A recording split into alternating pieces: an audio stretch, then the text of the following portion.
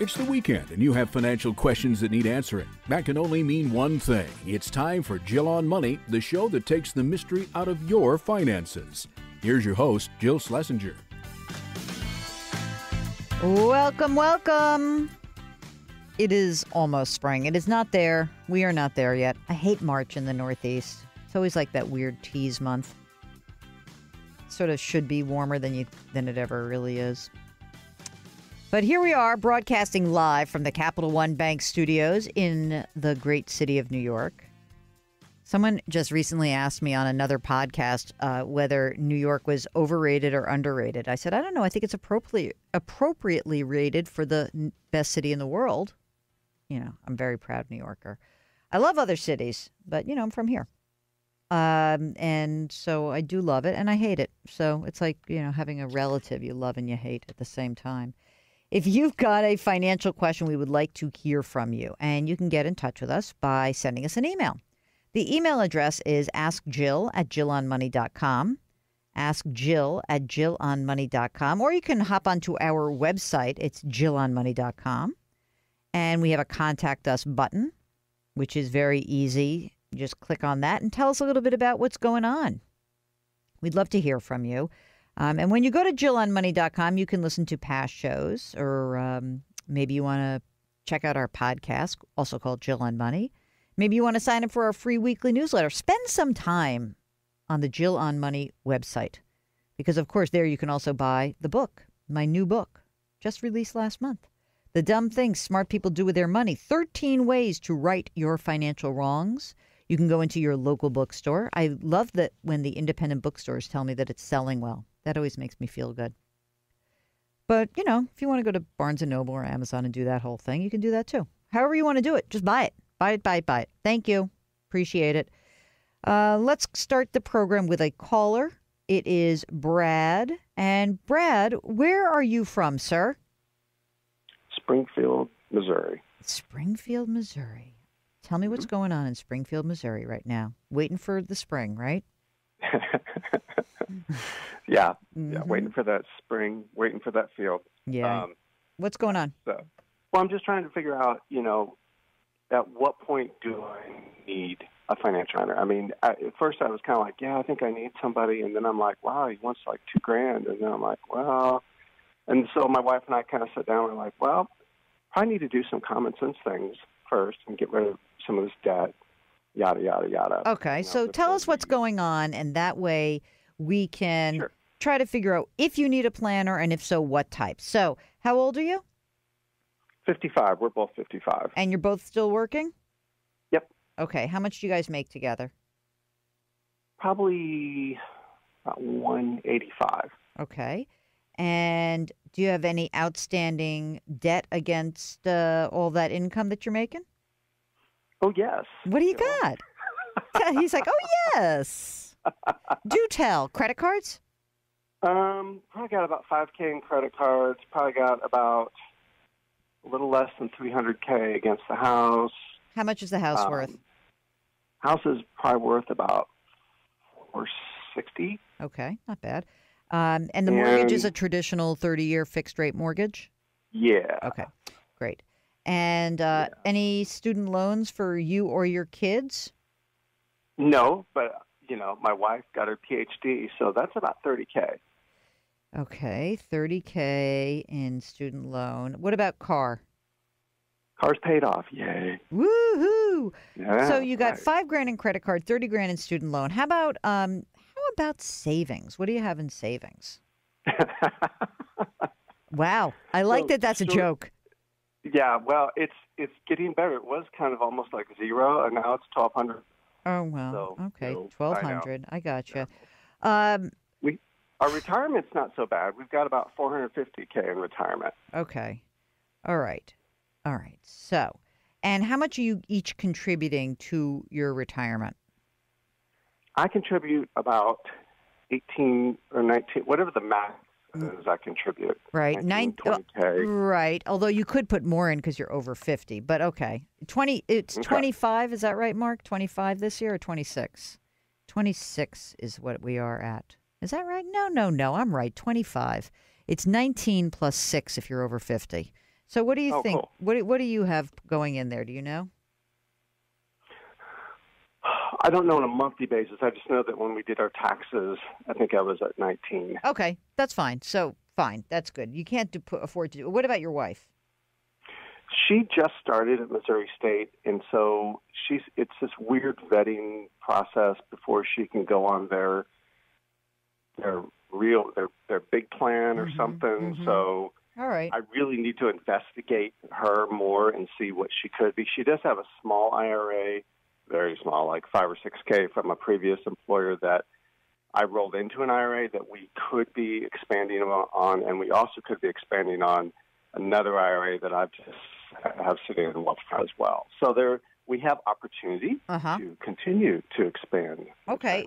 And so what about the student loan? Is that what is the interest rate on that?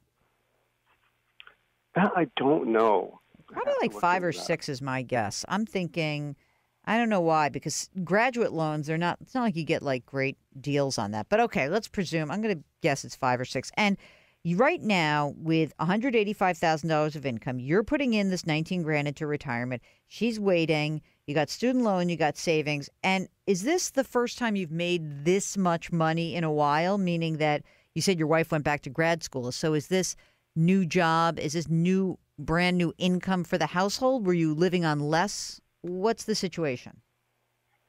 We have pretty much been around this level. This is more by about 10 grand, but we pretty well, she's had jobs when she was all but dissertation, et cetera, working as faculty. Okay. So no, it's not really new. All right. That's fine. So here's the thing. I believe that that you have some work you don't need a CFP right now. That's the first thing. So look, I just saved you 2 or 3 grand.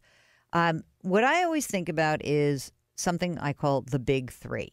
The big 3 is to pay down outstanding debt. So on this 185 grand in income, you got to smack down that credit card $5,000. Get rid of that. And then you have to start tracking your money, because I'm not entirely sure what's going on, but I feel like there's some money that's getting away from you. So it's important that you guys put money down on that student loan debt to get rid of it, to eradicate it. So credit card, student loan debt, those are sort of your first big category to pay that down. And next, beef up your savings. I don't know how much you spend every month, but I'm guessing that savings should probably be at 10, 15 grand.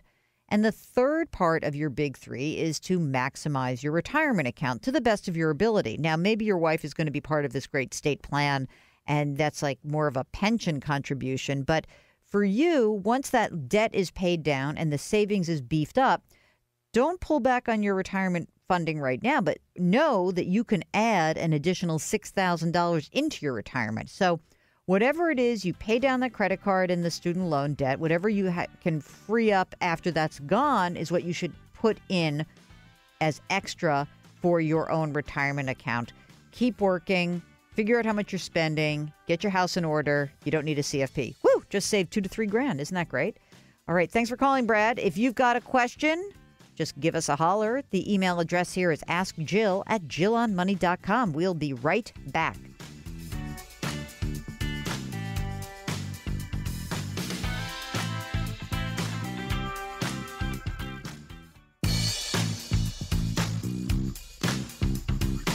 Welcome back to Jill on Money, where Jill Schlesinger takes the mystery out of your finances.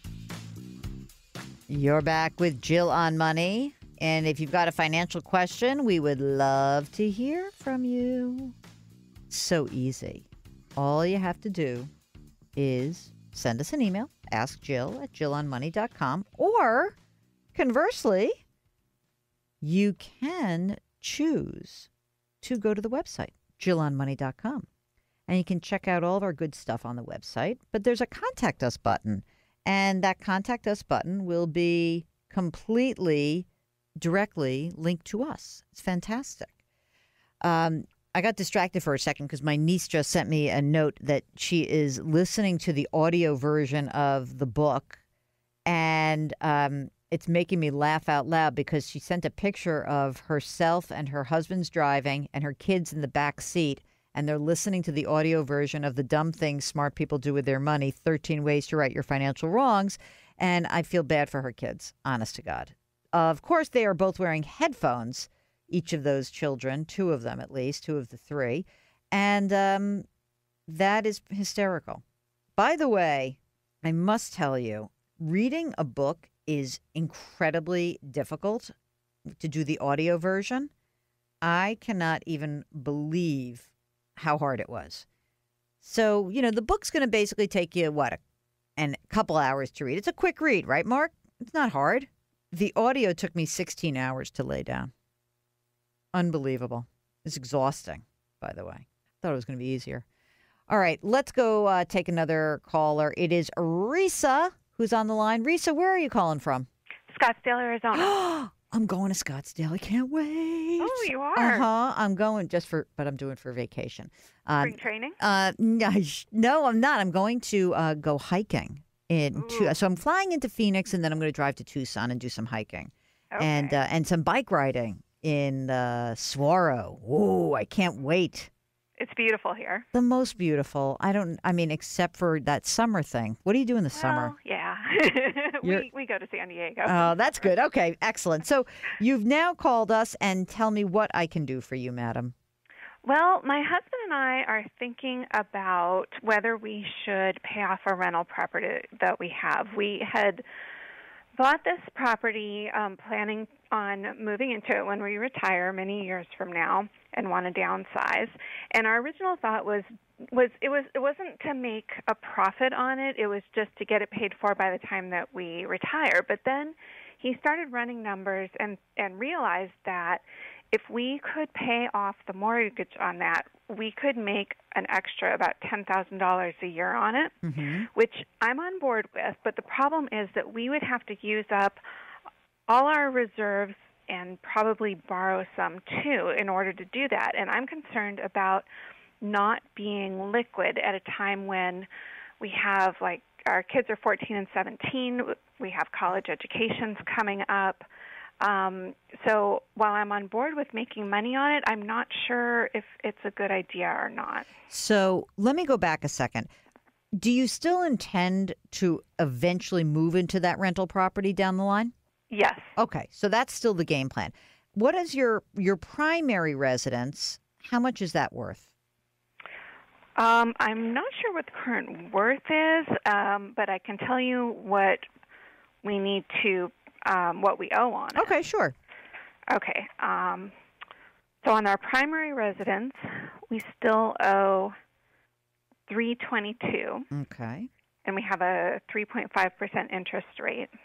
That's nice. Fixed. Right. Great. Okay. And the rental interest rate is how much, and how much remains on it? The outstanding principal on that is $190,000 at a 4.375% fixed rate. Is it hard to rent it out? Is it in other words, are you continually renting? We're continually renting. We have a property manager, and we've not had any problems. We've had it for 4 years. It's been full the whole time. Okay, great. And tell me about these kids. They're going to go to college. Do you have to worry about paying for college? Are they going to get? Are they fantastic violinists, cellists, athletes? Something that they're going to get money to go to college? Well, the 17-year-old, as far as I'm aware, wouldn't be getting any scholarships. The other one is not in high school yet, so we'll make that determination later. I like that you're saying that with a nice smile on your face.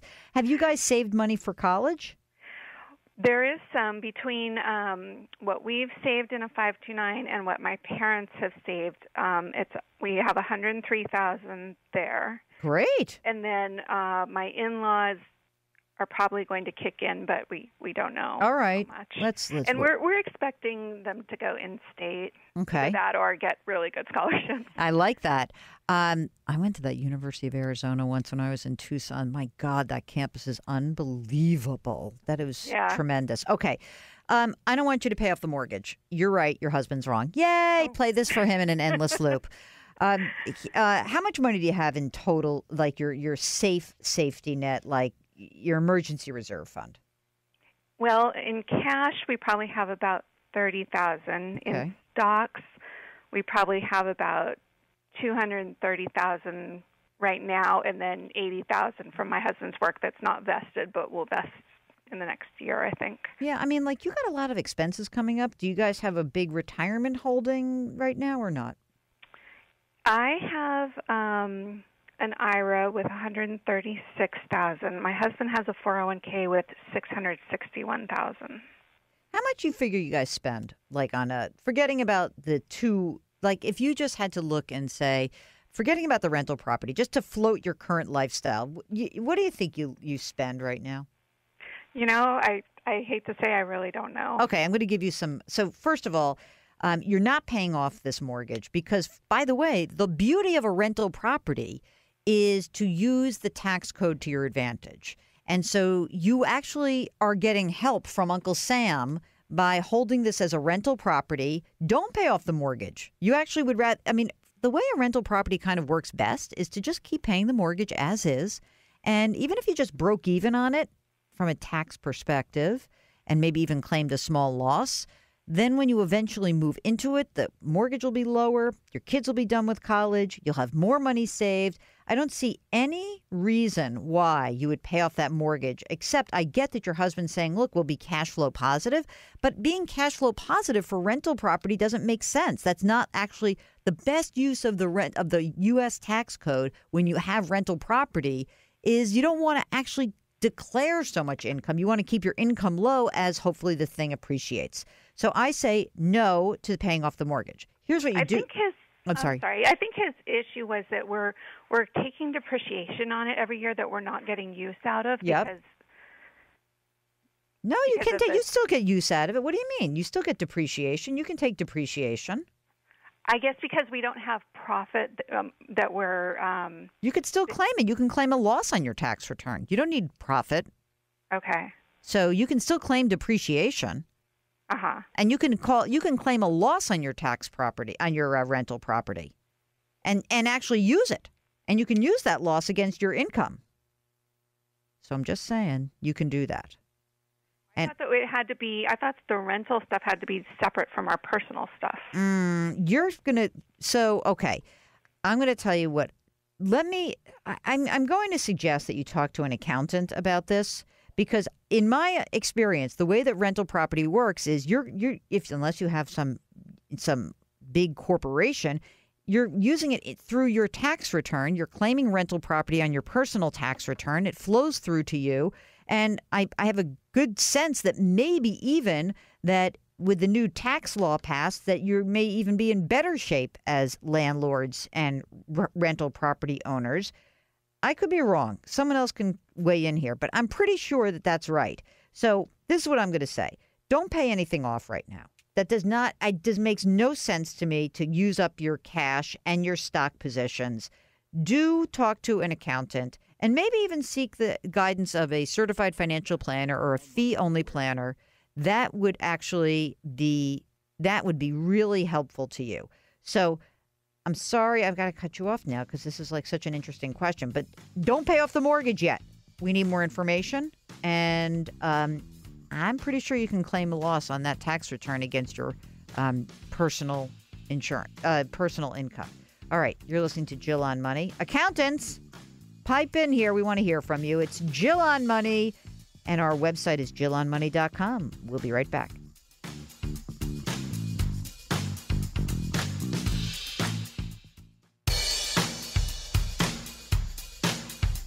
Follow Jill on Twitter and Instagram for more personal finance content. Just use the handle @JillOnMoney. Now, back to the show. You are back with Jill on Money. And perhaps you've noticed that we are just cranking through emails because Mark and I feel terribly, terribly guilty that they have piled up.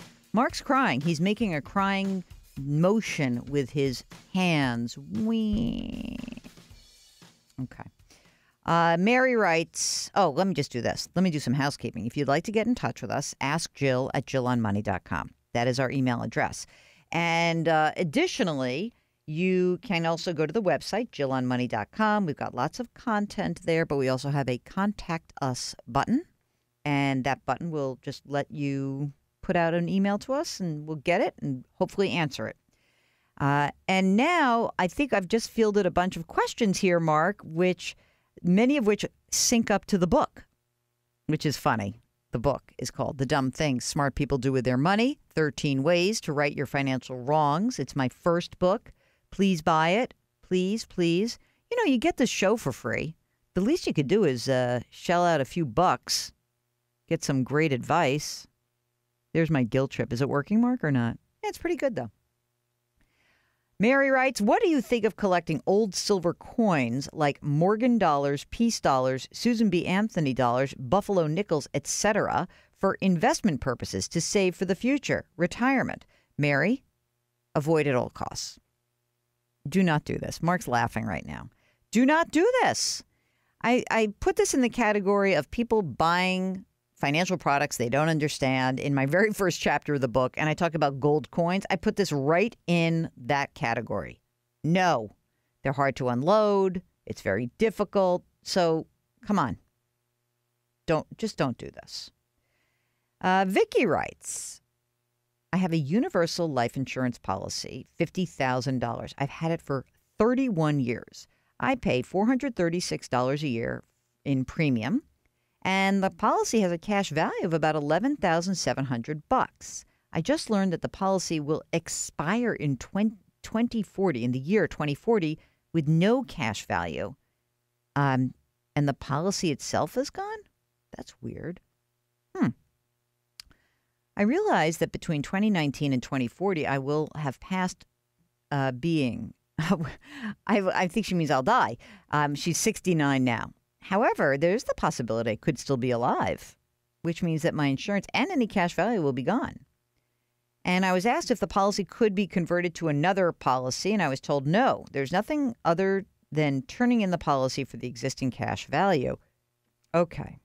My question, should I cash in the policy, invest the money into a CD that could be used for my funeral, whatever is left over, divided among my children? Do I take a chance that I'll die sometime between now and 2040 and continue?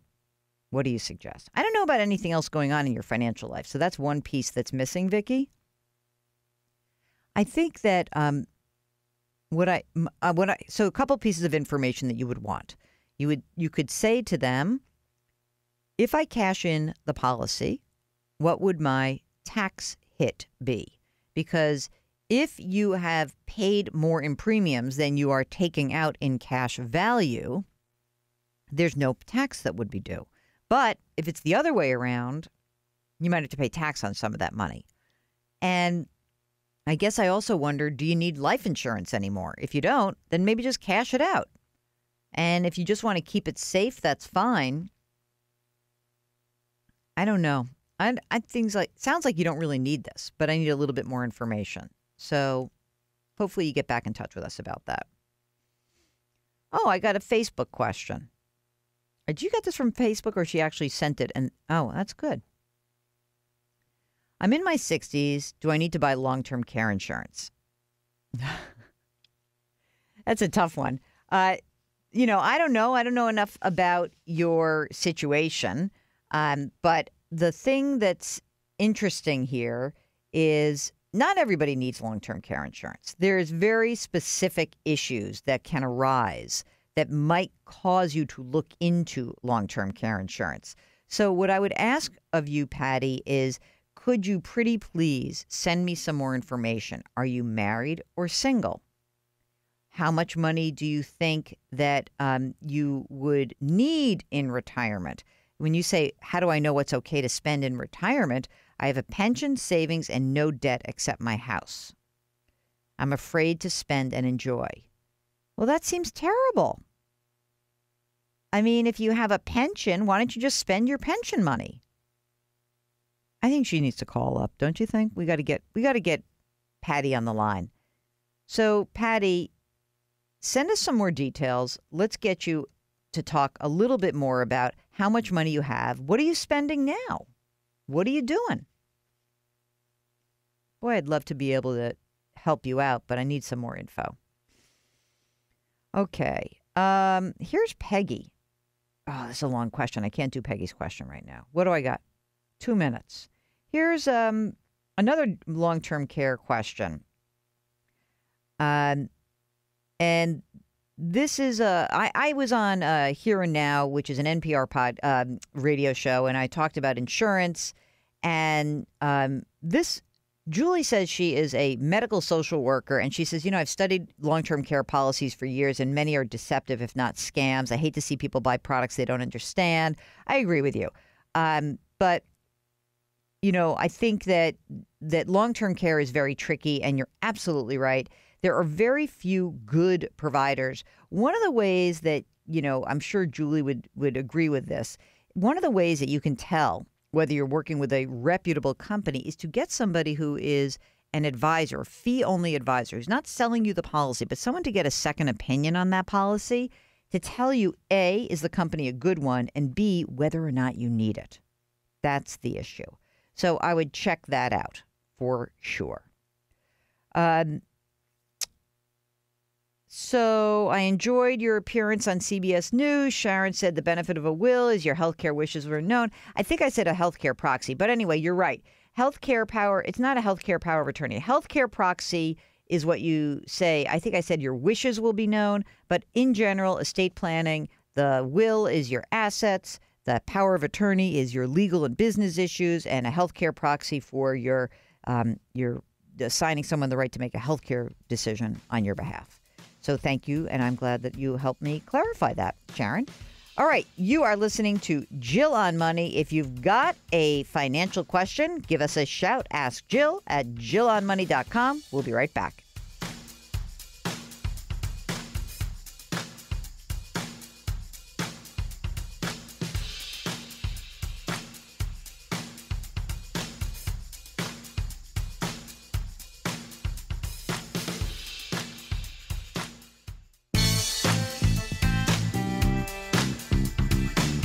If you've missed any part of the show or want to check out a past show, go to jillonmoney.com for more great personal finance content.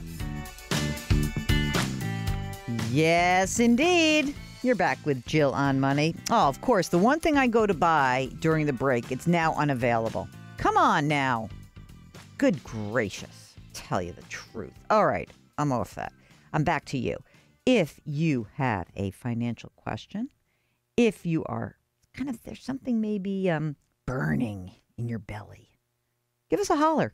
Ask Jill at jillonmoney.com. Isn't that easy? So easy.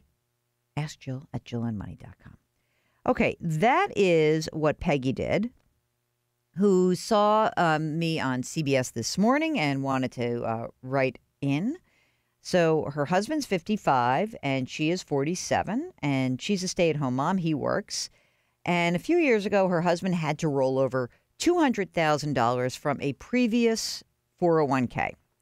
And their life insurance agent had a product that they purchased, an IRA that is invested in an annuity, which is also a life insurance policy.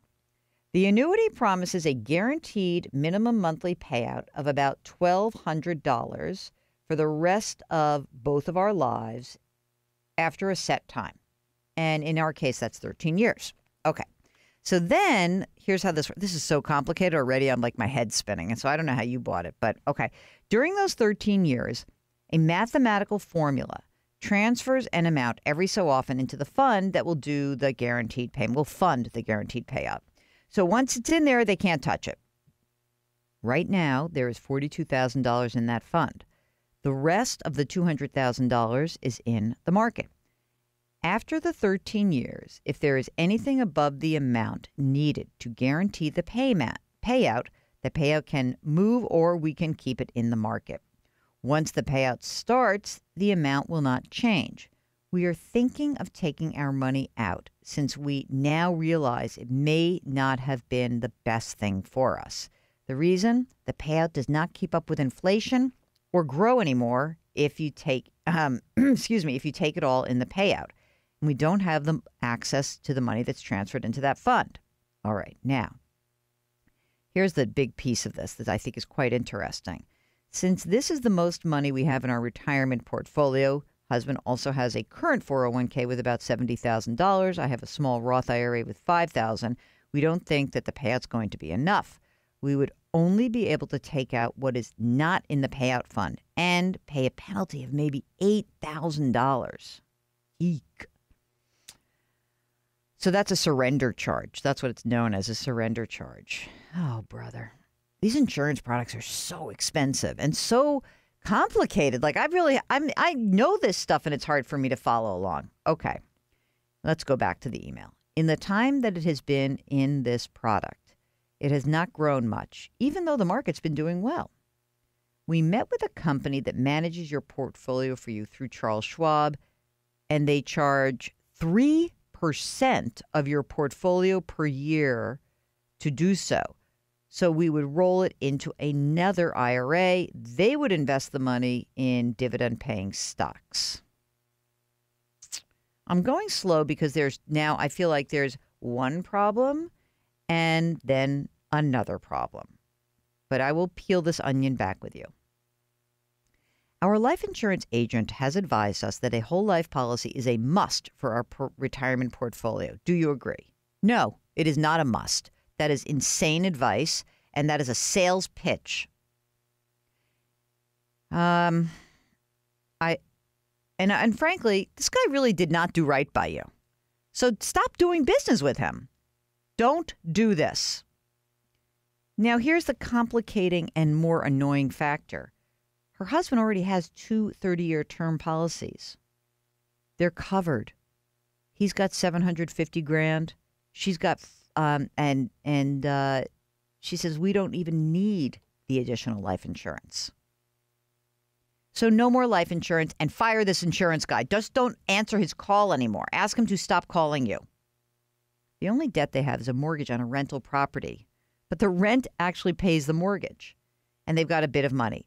The house and cars are paid off. They have no credit card student loan debt. We don't like debt, so we avoid it as much as we can. The only thing we do not have is that emergency fund, take-home pay, $3,200 a month. It doesn't leave a ton for savings. We don't have a lot of liquid assets. Thank you in advance for your help. Peggy, fire this guy and don't hire the new one. Absolutely do not put money into a firm that's going to charge you 3%. Here's what you should do.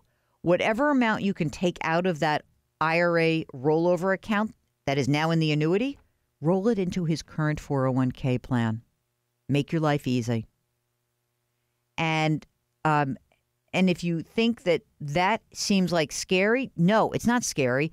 You're probably going to have the lowest cost doing that. And if you want, I'll follow up. Mark, let's just make sure that she knows that we can talk to her off air, that if she wants to talk a little bit more about that, if you feel uncomfortable about your 401k that he has right now and you want to know which things you should be investing in that plan, we're happy to walk you through that as well. But the bottom line, no to more insurance, no to a 3% investment advisor, which is highway robbery, by the way. No, no, no. Oh, my God. Sometimes people in this business make me insanely angry. I'm sorry, Mark. I'm getting in touch with my anger. Reshma will be so happy with me, right? You're listening to Jill on Money. Has someone sold you a crappy insurance product? We want to hear from you. Ask Jill at JillOnMoney.com. This is a woman who likes insurance, and she still thinks these are crappy products. All right. We'll be right back.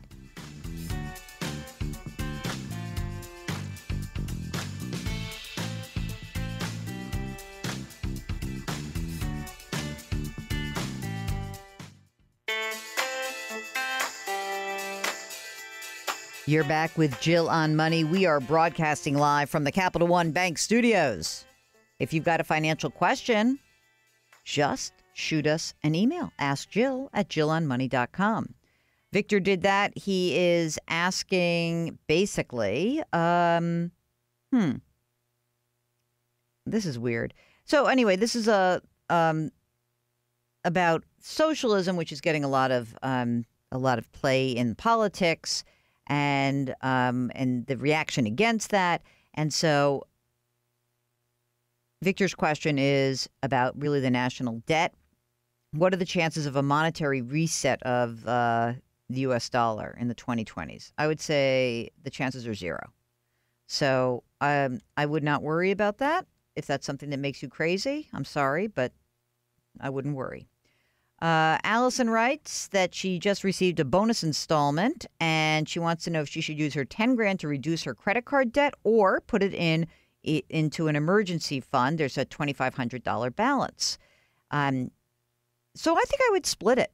I think take half of it and pay down the credit card debt, put the other half in the emergency reserve fund. And maybe what I would do, she's asking, should I temporarily stop funding my 401k to free up money to pay off the credit cards? I don't know how old you are. I think that, if you can, I would maybe pull back, not stop all the way, but maybe if you're putting in 15%, go back to 10% and really focus on paying off that credit card debt, which I think you're doing anyway. But it is also important for you to have the emergency reserve. So let's split that up into two different pieces. And here is a message from Joe who wants to know my opinion on reverse mortgages. Hey, Joe, I've got the best answer for you. Buy my book, The Dumb Things Smart People Do With Their Money, because I have a whole section on reverse mortgages.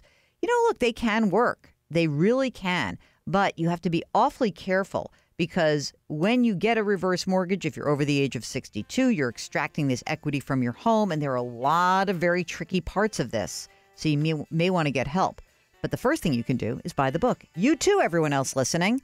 The Smart Things Dumb People Do With Their Money, 13 Ways to Right Your Financial Wrongs. That is the name of it. You can get it anywhere you buy books or go to JillOnMoney.com and just click on the book link. All right, we'll be right back.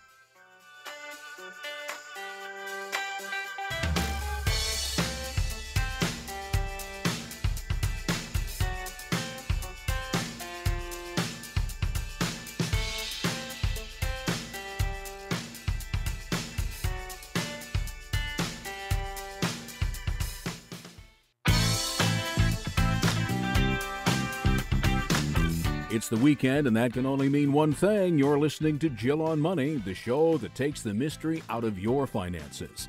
Here's your host, Jill Schlesinger. Welcome back. It is hour number 2. We are broadcasting live from the Policy Genius Studios here on the far west side of New York. What are we calling this again? Are we calling this Hell's Kitchen or not? I think it's barely Hell's Kitchen. But anyway, we're going to try. Hey, Policy Genius is the easy way to compare and buy life insurance. So check it out. If you have a financial question, and you're a financial voyeur also, this is the show for you. To get in touch with us, it's very easy. Send us an email, askjill@jillonmoney.com, askjill@jillonmoney.com, or hop onto the website, check out all the good stuff we have there, and always click on the Contact Us button. And while you're there, there's lots of different stuff you can do, including contact us. But you can read the stuff that we've actually written. You can listen to previous shows. You can watch TV segments. And you can buy my book. And if you haven't done that so far, just came out earlier this month, The Dumb Things Smart People Do With Their Money. The Dumb Things Smart People Do With Your Money. You're smart. And you do. Sometimes we all do dumb things. I do dumb things. I actually put it in the book. We all do dumb things. How do you avoid those? Well, you're going to have to buy the book. The Dumb Things Smart People Do With Their Money. 13 Ways to Right Your Financial Wrongs. All right. Let's do some emails right now. This is from Renee, who's 55 and says, I spent most of my working years paying into Social Security. But for the last 5 years, I've been with a school district and I pay into PERA, P-E-R-A. I didn't know what PERA was, by the way, guys. So I looked it up. Colorado Public Employees Retirement Association, which provides retirement and other benefits to the employees of more than 500 government agencies and public entities in the state of Colorado. And it says most of PERA, members of PERA include employees of the state government, school, blah, blah, blah. And it is a substitute for Social Security for most of these public employees. Benefits are pre-funded, which means while a member is working, he or she is required to contribute a fixed percentage of salary to the retirement trust funds. Okay, so that's what we got. Back to Renee. A coworker retired early and went to work for 4 years in the public sector again due to an advice from a financial advisor. I don't know any of the details. What I'm wondering is how I would know what I should do since I only have 10 more years to work, hopefully. I've heard that it's possible to lose some of my Social Security because of para. Well, usually that's exactly what would happen, is that you would essentially have some way when you lose some portion of your Social Security benefits that coordinates then with your para benefits. Here's what I would do. I would talk to one of the people at para itself and ask them about this. Because, you know, it may be that you are going to lose some of the benefits, but you've got great benefits from para. Who knows? But what I do know is that I don't know the answer to this. This is a very specific question. Usually these plans do not allow for a double dipping. That doesn't mean I'm not saying it's a bad thing. I'm just saying that it doesn't usually allow to have two things coming in at the same time, two streams of retirement income. So you're going to have to check it out. I know, it's a pain in the neck. James is considering doing a backdoor Roth, but he has been reluctant because of all the perceived complications and potential pitfalls in doing so. Here are the facts. James is high income and subject to all the phase outs. He's got a high cost 401k and a pension and profit sharing at work. He maxes out with a catch up $60,000 a year. He's got an old SEP IRA with about $100,000 in it and a traditional IRA with $5,000 in it. Wife, high income, mega corporation, has a very good 401k. She's got a match. She maxes out at $25,000 a year. She's got an old traditional IRA, a SEP IRA, an independent 401k from a side business she does and still contributes, an inherited IRA, but I don't think it matters for the discussion of RMDs. The question is, I know she can reverse roll over her IRAs into the 401k. So yeah, because what happens is if you have these old retirement plans kicking around, they make a backdoor a backdoor Roth very hard because they take into account all the traditional IRA assets you have. So remember, here we've got the wife, right? She's got the old IRA, SEP IRA, and she has this current 401k. So what she can do is roll over these old accounts into her uni 401k or the independent one. Okay, so that's good.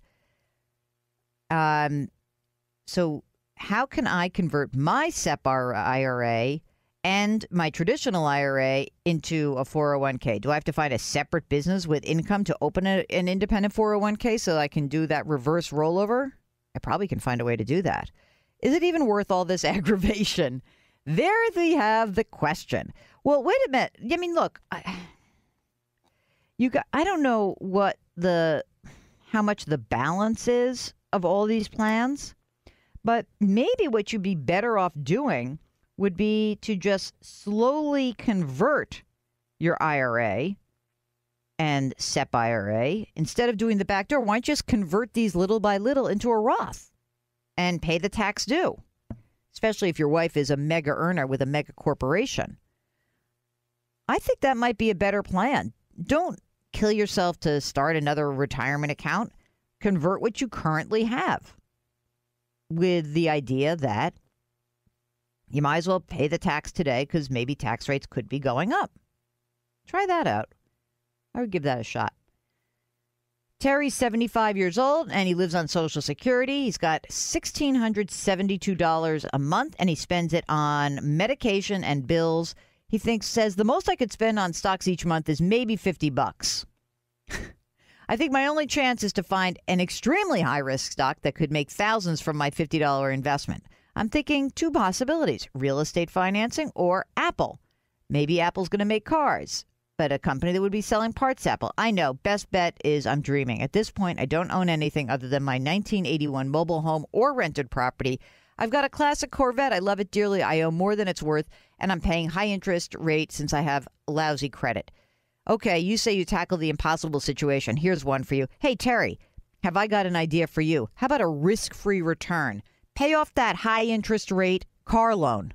How about that? Whatever that interest rate is what you will guarantee as a return for yourself. And that is going to be so much better than any stock investment you can make. So that's your best bet. Don't get caught up in this. I know that it feels like you just want to sort of like take a moonshot, but you're better off. You've got a moonshot in front of you. You're going to pay off high double-digit interest credit auto debt, and it's going to be guaranteed return. Okay. So that's the story. Mark. I'm like very uptight about this guy. $50 a month into a high-risk stock. All right, when we come back from the break, we are going to take more of your questions. Going to plow through some emails. Hey, when you go to JillOnMoney.com, don't forget to sign up for our free weekly newsletter. We'll be right back.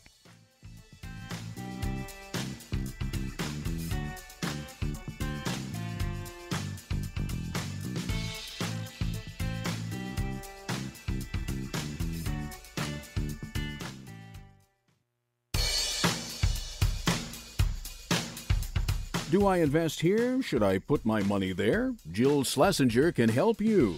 Back to Jill on Money. You're back with the program that takes the mystery out of your financial life. I'm Jill Schlesinger. Jill on Money. When we first started this show 150 years ago, how long has it been, Mark? 8 years ago. We said this is the show that is not scary, nor is it boring. It's fun, and it is fun. So I'm always happy about that, and you guys make it so much fun. So thank you, as always, for listening.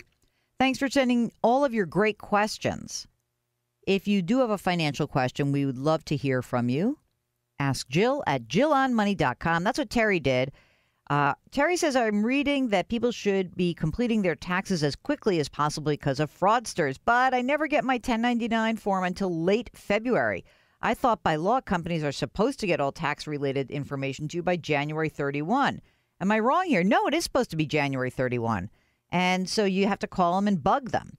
The deal here is that, yes, tax season opened in late January, but the way to the way to know whether you have been subject to tax identity theft is that someone has filed a return before you have.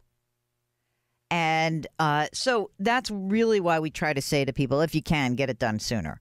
But Terry, I mean, I don't know. They are supposed to get, Mark, you got your 1099 on time, didn't you? I just sent mine out for you at the end of January. So anyway, I think that just going to have to hunt them down. It's such a drag. I'm so sorry. Okay. Hi, Jill. This is from Tom. I love your show. I listen as often as I can. I had a question regarding contribution amounts into my retirement plan at work. I make about $70,000 a year, and I currently contribute 19%, 10% to the Roth plan, 9% to the pre-tax plan. The company matches 4% on top of that for a total of 23% of my check towards my retirement plan. Should I consider placing a higher percentage into the Roth versus the pre-tax? I'm on the fence, so I split it evenly. I currently have about $80,000 saved in my work plan and another $30,000 from an old company plan. I'm 30 years old, burying the lead. Wow. That is so great. Okay, Tom, here's the deal. What you should do is, I presume that I don't know whether the match would occur. I think you have to do the pre-tax plan to get the match. So here's what I would do. 4% into the pre-tax plan, everything else into the Roth.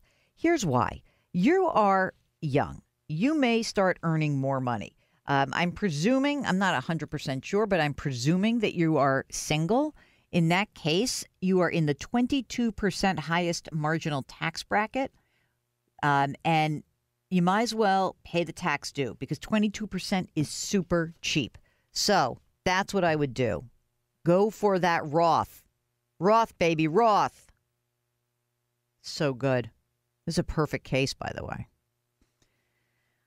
Okay, David writes he's got a deferred comp account through his employer. He had about $137,000 in there. Over the last 2 quarterly reports, I had a loss.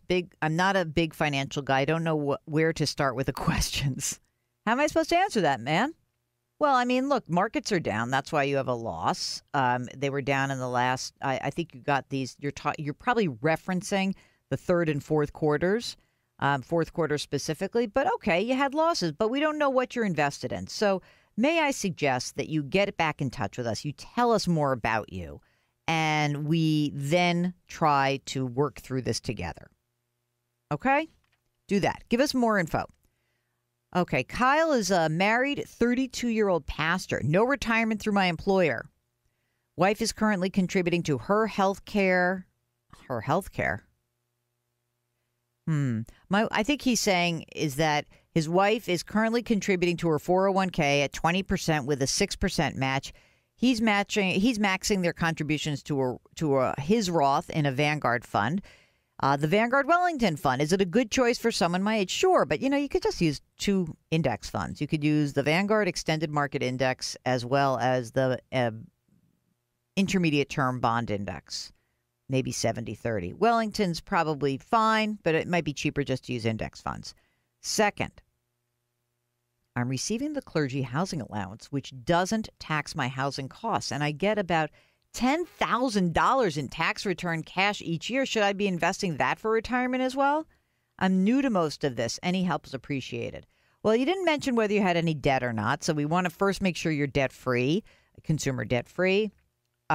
We didn't talk about whether or not you have a emergency reserve fund. So we'd want you and your wife to have somewhere around, let's call it 6 to 12 months of your living expenses. And if you could put more into retirement, but I don't know what else is going on in your life. So if for some reason you have maybe kids coming, if that's a possibility, you may want to beef up your retirement assets, your non-retirement assets to prepare for that. Okay, here's a note that we got from somebody who wants to be anonymous. Here's what Anonymous says. I enjoy your columns and find them easy to understand. Hooray.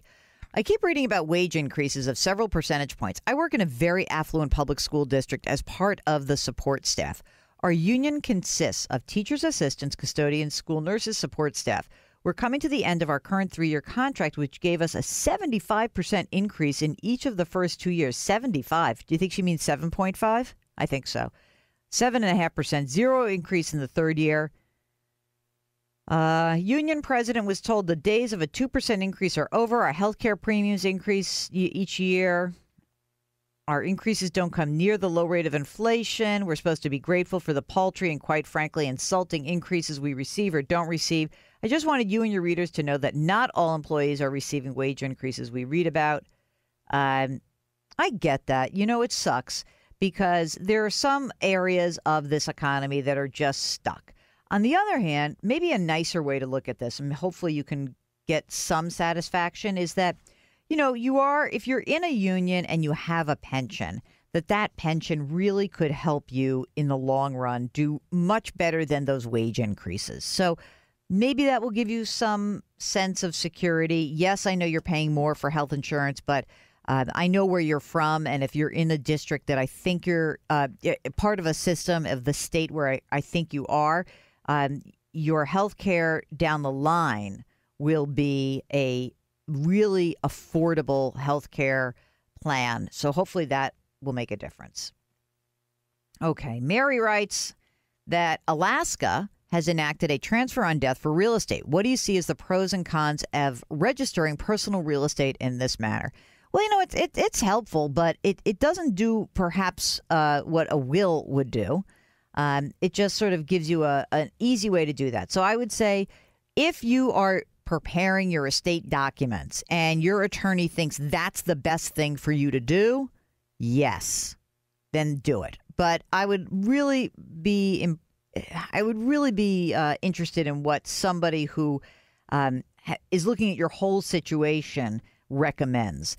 And maybe, just maybe, that is something that you start to think about if it's just sort of an easy way to transfer an asset. That's great too. It's just that I'd want a second set of eyes on it. And it doesn't mean that you are off the hook for doing any of your other estate planning, because you still need a power of attorney, a will, and a healthcare proxy. So presuming you're doing all of that, yeah, I'm in. That's great. But don't just blow the other stuff off, okay? Please? No, please don't. It would be great if you didn't. That's pretty good. Blowing through those emails, Mark. How many to go? Like 300? Stop it. So mean to me. Just keeps piling up. Don't worry if we don't get back to you. We are still talking to you. We're answering emails. We're doing all the things that we should do. It's Jill on Money. If you've got a financial question, give us a holler. Come on the air. It's so much more fun. Send us an email. Ask Jill at JillOnMoney.com. Hey, subscribe to our podcast. It's called Jill on Money. Kind of cool. Apple, Stitcher, Radio.com, Google Play, anywhere else you find your favorite podcast. It's called Jill on Money. It's kind of sort of like the radio show, but not exactly. Okay, check it out. We'll be right back.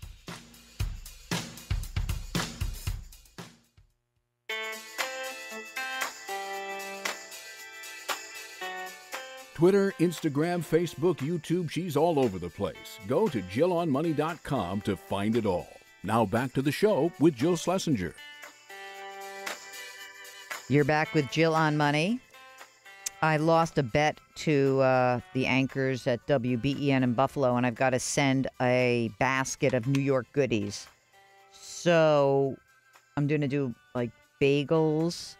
Should I do bagels and lox, or should I do like bagels and lox and other stuff, Mark? Other stuff? Because you're scared they won't like fish. You could have a smoked fish kit, which only someone from New York would be interested in. Do you think I should just do sweets, Mark? Should I just do like rugula or something? Black and white cookies? How much do I have to spend when I lose a bet like that? That's the real question. 50. Okay. I'm on it. I'll do that in the next break. That's what I do during the breaks. I make sure I take care of business. You're listening to Jill on Money. We try to take the mystery out of your financial life. And one way that you can reach us is to go onto our website. It's called JillOnMoney.com. There you can read, listen, watch all the stuff that we do. Sign up for our free weekly newsletter. And you can also buy the book, The Dumb Things Smart People Do With Their Money. Okay? So do it. Go to Jill on Money. And there's also a Contact Us button right on the site. So if you're perusing content, you can always send us a note right away. Okay? So good. All right. Let's do some emails here. Gloria. Oh, poor Gloria. I don't understand why I'm paying more in taxes this year than last year. I am a retiree, and I was looking forward to a refund. I've been retired. I've been retired for 5 years. Last year, I had to pay $600. This year, it looks like I will be paying $1,600. I don't understand why retirees have to pay more. You have to work to pay taxes. This year, I can't itemize because of the changes made. Some advice? I do my own taxes on TurboTax. I'm not so sure anymore. It costs me so much to let someone else do it. And if they make the IRS, if they make a mistake, the IRS is coming after me, not the person who did my taxes. Why would Gloria's taxes have gone up? We don't know enough about her, right? I'd be interested to know what state she lives in. And I'd be interested to know if simply this is a case where she under-withheld because she didn't change that. She's retired. So what is it that's I'm trying to think. Is it what's she living on? Social Security? Did she have some changes? Did she sell some stocks or investments last year? Did she take more money out of her retirement account than she thought she was going to do? Too many missing questions. But Gloria, I think you're fine, certainly fine, paying for TurboTax and not. It doesn't sound like you have a terribly complicated situation. So there. This is a question from Susan, who's asking about tax credits that you might not know about. there are plenty of tax credits. So here's the deal. There were a lot of changes to tax credits. I'm going to have to do a total tax rundown, aren't I, Mark? Yeah. Okay. So, Susan, stay tuned. Mark will send you the link to the article when I get my button gear and outline some of those tax credits. I will do that to you, for you, to you. I'll do that to you. Linda says she's owned a timeshare for 5 years, and she recently surrendered it to the development company. It was a mutual agreement, no money exchanged. Our total purchase was over $200,000. Can it be declared as a loss on our 2018 taxes? You know, I'm inclined to say yes, but there would have to be an official documentation, because if no money exchange, I guess you could claim that. I would put that question to a CPA or a tax preparer. I'd like to think that that's a capital loss, but I wonder how the IRS would see that. Is there some way that the company would acknowledge that? I don't know. That's a real CPA-ish question. I don't want to wade in over my head. Okay. Carol writes, she is receiving alimony and a pension. Is there anything to help ease my tax burden? So, yeah, I mean, you just got to withhold more. And if you're still working full time, then you have all this extra money, then make sure you're putting as much as you possibly can into retirement accounts. Be sure that the money that you have invested is invested efficiently. I'd be, really aggressive in trying to put that money on. Oh my God, I love this email right now from Carlton. Saw you on CBS this morning and bought your new book. Woohoo! Okay. So in the book, you reference paying $10,000 annually for management of $1 million portfolio. At a gut check level, paying 1% of asset value for maintaining custody of securities and providing fee-only advice seems high, particularly if the advisor is essentially a semi-annual asset review and rebalancing. Yeah, that's true. I agree with you. But if you're getting full-time real financial advice, yes, absolutely. But Carlton says, given the overhead of financial service firms, he thinks that, if he wants to pay for independent advice, he could do it more fairly. So am I correct or naive about the reality of financial advice in the marketplace? No, you're correct. I mean, look, if you're just getting asset management by some firm, then, yeah, I would not pay 1% for that. I'd pay 0.25% using an online platform like Betterment or Wealthfront or Vanguard, which has a robo-advisor as well. So asset management, yeah, you can pay as little as 0.25%. But if you want actual full-time advice, you want to have a person that you can turn to and say, hey, I have a new job offer. Can you help me compare the benefits? Or, hey, I want to do ongoing planning. Or, hey, new tax law. How does it impact me? Then I think it is worth 1%. And by the way, if you want to get fee-only advice, you go to NAPFA, NAPFA.org. And those people may also charge assets under management. They also may charge an hourly fee, but a lot of them have minimums. And in order to do planning, they'll often say, it's a $5 or $10,000 minimum. So that's kind of what it's out there. Got to shop around, of course, and know what you need. Thanks for writing. You're listening to Jill on Money. One thing you might want to do is subscribe to our podcast. It's called Jill on Money.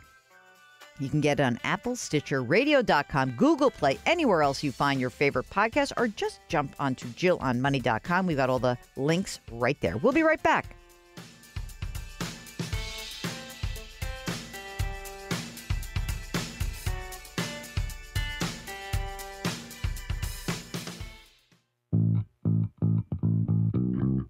Follow Jill on Twitter and Instagram for more personal finance content. Just use the handle @JillOnMoney. Now, back to the show. You're back with Jill on Money. And if you've got a financial question, give us a holler. Our email address is askjill@jillonmoney.com. And you can always go to the website. We've got a great resource section.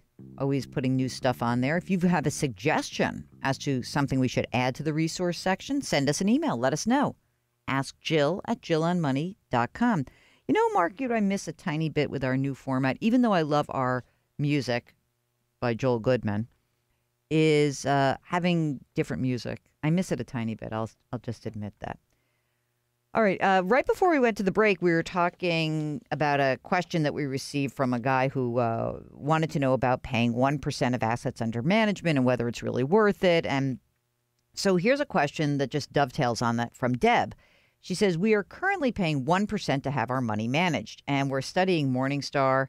Our current investments are in stocks and bonds. Are there programs available for investors who do it for themselves? What are your thoughts about self-management?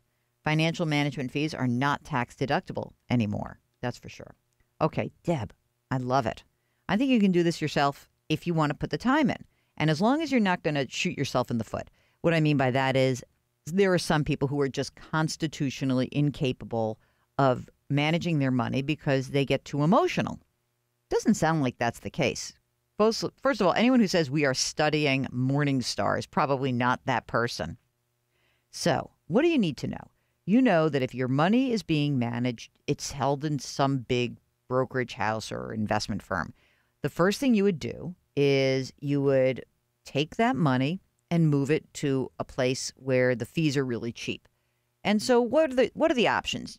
I don't really necessarily think you need to own. I don't know if if you own individual bonds and individual stocks, maybe you're owning funds.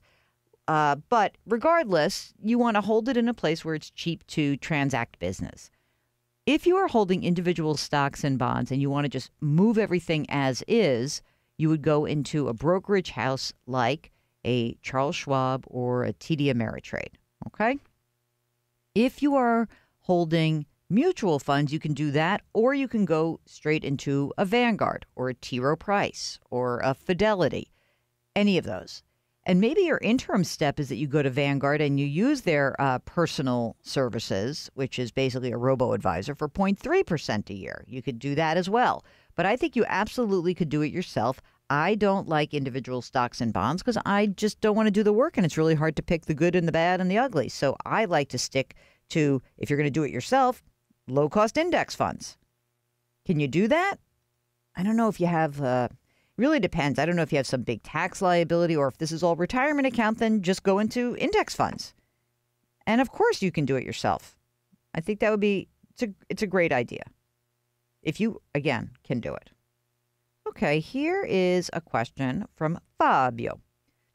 We've been living in Canada for 10 years. I'm 57. My wife's 59. We bought a house 5 years ago, which will be paid off in 30 years. Our concern is if it's worth paying the mortgage once that it sounds like he wants to know whether it's okay to keep owning this house, and maybe they should go back to renting. Should we keep the house, sell it, turn back as tenants in another house or condo? I mean, you really got to ask yourselves what the alternatives are. So maybe it is worth it for you to rent. I have a whole chapter in my book. It's so funny how much people want to talk about that chapter, Mark. People are going insane when I say you buy a house when you should rent. Here's a guy who's 57 years old and, wife is 59, and they bought a house, and now he's like, wait a minute, it's a pain in the neck. I got to take care of it. Not only do I have the mortgage, and not only do I have taxes, but I also have to do the maintenance, which is somewhere between 1% and 3% a year. You're just going to spend it on stuff. I would run the numbers, but if it's becoming onerous, yeah, go ahead and rent. I'm fine with that. I'm a happy renter. I wish I could rent again. All right. James is being offered a deferred compensation option that's a pre-tax invested 60% stocks, 40% bonds. It's paid in annual installments after I retire for as many years as I choose. With taxes as low as they are today, would I be better off denying the deferred comp and just be paying the tax and investing in my brokerage account so I have more control of my money? Depends on your tax bracket. He's already contributing to a Roth 401k up to the company match and doing the backdoor Roth. If you really believe that your tax bracket is going to be lower in the future, then yeah, you should say, just pay me now.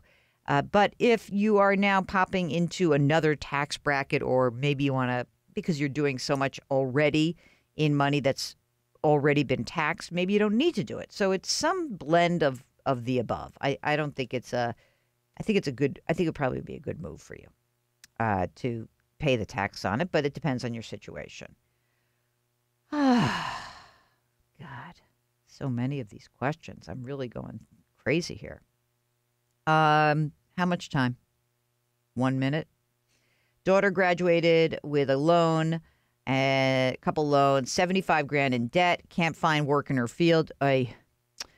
Cleaning houses for a living. She can't make her $400 college loan payments. They won't negotiate for a lower payment. Her credit rating has plummeted. She can't make the lowest payment they will accept. They claim it's income based. She's devastated, and mom is not in a financial position to help her. Any advice? So she has not been able to do income-based repayment. You know, she may need to go talk to a lawyer. This might be a case where you get a lawyer involved. I know that you can't expunge student loan debt in bankruptcy, but maybe you get a lawyer to try to help negotiate something here. That's a terrible situation. People, do not let these kids go into debt to get an education. Get an education. Don't go into debt. All right. When we return, more questions. It's Jill on Money, and we will be right back.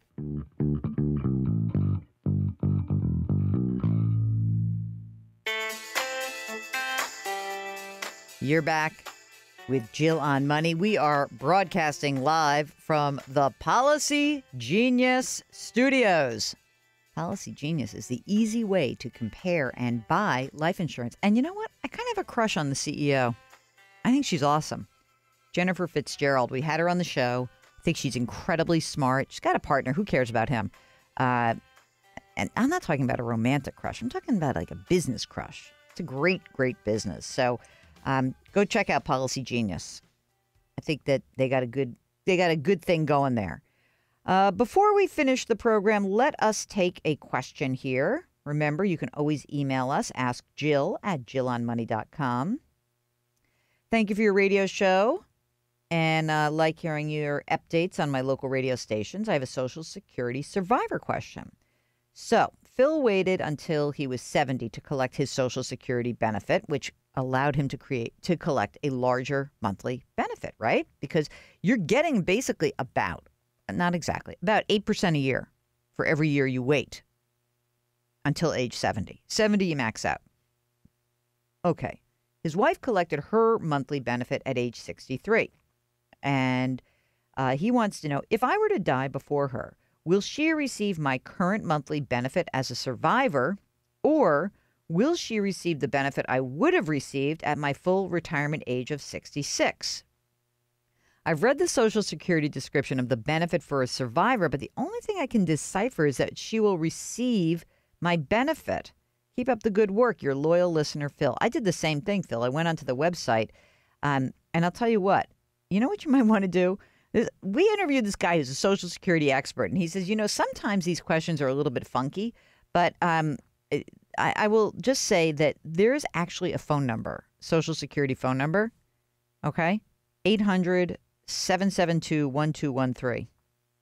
800-772-1213. The thing, I think you are right. I think that she's going to get your benefit, but I'm not 100% sure. So you can call them. Check it out.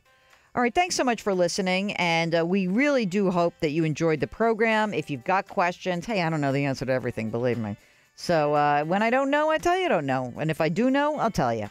Give us a shout anytime. Ask Jill at jillonmoney.com. Don't forget to buy the book, The Dumb Things Smart People Do With Their Money, 13 Ways to Right Your Financial Wrongs. I am Jill Schlesinger. He is Mark Talercio, and we will see you next week.